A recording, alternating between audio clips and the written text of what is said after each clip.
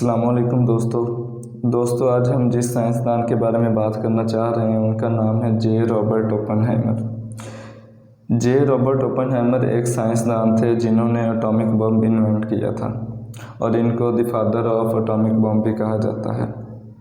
दोस्तों, ओपेनहाइमर 1904 में अमेरिका के एक शहर न्यूयॉर्क सिटी में पैदा हुआ और इनका ताल्लुक एक जर्मन जूइश फैमिली के साथ था।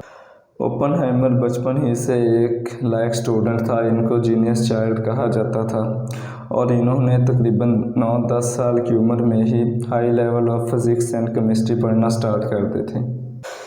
इनको मिनरलोजी के बारे में बड़ा ज़्यादा नॉलेज था और 12 साल की उम्र में ही इनको मिनरलोजी क्लब वालों ने एक लेक्चरार के तौर पर बुलाया। ये साइंसदान इतना ज़हीन था कि इन्होंने 23 साल की उम्र में ही PhD कर ली थी। ह्यूमन हिस्ट्री में पहली बार एक ऐसे वेपन पर इस साइंसदान ने एक्सपेरिमेंट किया था जो दुनिया को बदलने वाला था। और ओपेनहाइमर ने जब ये वेपन बनाया तो उसको ये मालूम नहीं था कि मेरा बनाया गया हथियार इतना खौफनाक और ख़तरनाक हो सकता है। जिस दिन इस वेपन पर एक्सपेरिमेंट किया गया वो दिन था 16 जुलाई 1945। सुबह तकरीबन 5:30 बजे मैक्सिको के एक रेगिस्तान में इस बम पर एक्सपेरिमेंट किया गया और एक ज़ोरदार धमाका हुआ।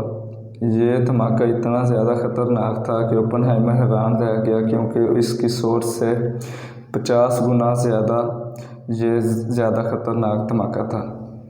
ओपेनहाइमर के ख्याल में इस धमाके का साइज़ तकरीबन 0.3 किलो टन ऑफ TNT होगा, लेकिन यह धमाका 21,000 टन ऑफ TNT था, यानी कि 15 से 20 किलो टन ऑफ TNT का था। इस धमाके से जो गर्मी निकली वो इतनी ज़्यादा थी कि स्टील के टावर एवेपोरेट हो गए थे और शॉक वेव इतनी ज़्यादा थी कि 160 किलोमीटर तक ये महसूस की गई। ये सब देखकर ओपेनहाइमर हैरान रह गया और इसकी ज़बान से ये अल्फाज निकले, now I am become the death the destroyer of world's.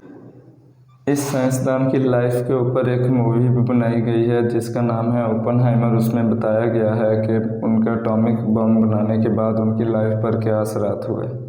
दोस्तों, इस बम के बनाने के बाद तकरीबन एक माह बाद 6 अगस्त 1945 को हिरोशिमा पर एटॉमिक बम गिरा दिया गया और उसके 3 दिन बाद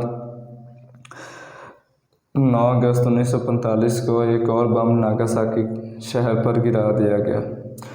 जब एल्बर्ट आइंस्टाइन को इन धमाकों का पता चला तो उनकी ज़बान से ये तरीक़ी अल्फाज निकले, हु इज़ मी। आइंस्टाइन ने एक और स्टेटमेंट बोली, वो ये थी कि mankind invented the atomic bomb but no mouse would ever construct a mousetrap. जब ये बॉम्ब दोनों शहरों पर गिराया गया तो ओपेनहाइमर बहुत ज़्यादा खुश हुआ। तो उन्होंने ये कहा कि काश ये बम हिटलर के ख़िलाफ़ इस्तेमाल किया जाता।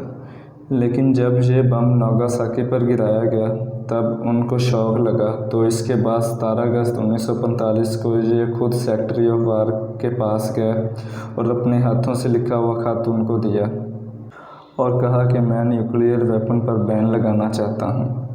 दोस्तों, अप्रैल 1945 को अमेरिकन प्रेसिडेंट रूजवेल्ट का इंतकाल हो गया और अगले प्रेसिडेंट बने हैरी ट्रूमैन। लेकिन जब ओपेनहाइमर को प्रेसिडेंट ट्रूमैन से मिलने का मौका मिलता है तब ये कहते हैं कि he had blood on his hands. जब प्रेसिडेंट ये सुनते हैं तो उनको बहुत गुस्सा आता है और उनको गालियाँ निकालते हैं और अपने सेक्रेटरी को बोलते हैं कि इनको मेरे कमरे से निकाल दिया जाए, तो उनको उनके कमरे से निकाल दिया जाता है। तो इसके बाद ओपेनहाइमर ने अमेरिकन एटॉमिक एनर्जी कमीशन के साथ काम किया, क्योंकि वो एटॉमिक पावर पर बैन लगाना चाहते थे और जिस तरह के न्यूक्लियर हथियार उन्होंने बनाए थे उन सब पर वो बैन लगाना चाहते थे। वो चाहते थे किसी न किसी तरह एटॉमिक बम पर कंट्रोल बनाया जाए, यानी कि बैन लगाया जाए। लेकिन कुछ अरसे बाद 1949 को प्रेसिडेंट ट्रूमैन का अमेरिकन कमीशन के साथ सामना होता है और वो इनको अप्रोच करते हैं और कहते हैं कि एक हाइड्रोजन बम बनाया जाए। तब ओपेनहाइमर इनकी अपोजिशन में खड़े हो गए, क्योंकि ओपेनहाइमर चाहते थे कि हाइड्रोजन बम नहीं बनाना चाहिए, ये भी दुनिया के ख़िलाफ़ इस्तेमाल होगा। लेकिन इसकी अपोजिशन का कोई फ़ायदा नहीं होता। इसके बाद 1952 में अमेरिका एक हाइड्रोजन बम डेवलप करता है और जिस साइंसदान ने ये बम बनाया उसका नाम था एडवर्ड टेलर और इनको फादर ऑफ नाइट्रोजन बम भी कहा जाता है। इस सपोजिशन के बाद ओपनहाइमर को जॉब से निकाल दिया जाता है और बाकी की ज़िंदगी वो एज अ टीचर लेक्चरर नज़र आए। इनको 3 बार नोबेल प्राइज़ के लिए भी नॉमिनेट किया गया, लेकिन इनको एक नोबेल प्राइज़ भी नहीं दिया गया। 1965 में ओपनहाइमर का इंतकाल हो जाता है और इस वक्त इनकी उम्र 62 ईयर थी। ये तो होना ही था क्योंकि ओपनहाइमर एक बहुत बड़े चेन स्मोकर थे। इनको थ्रोट कैंसर हुआ था, यानी गले का कैंसर हुआ था, जिसकी वजह से इनका इंतकाल हो गया। जब ओपनहाइमर को मालूम हुआ कि ये एटॉमिक बम इतना ख़तरनाक है, तब उन्होंने कहा था कि फ्यूचर में कुछ मुल्क इन एटॉमिक बम का गलत इस्तेमाल करेंगे और इनकी मौत के बाद ठीक वैसा ही हुआ और आज दुनिया में तकरीबन 9 मुल्क ऐसे हैं जो एटॉमिक पावर हैं, जिनमें Pakistan, India, China, US, Russia, France, Israel और नॉर्थ कोरिया वगैरह शामिल हैं। दोस्तों, आज की वीडियो में इतना ही। इजाज़त दीजिए।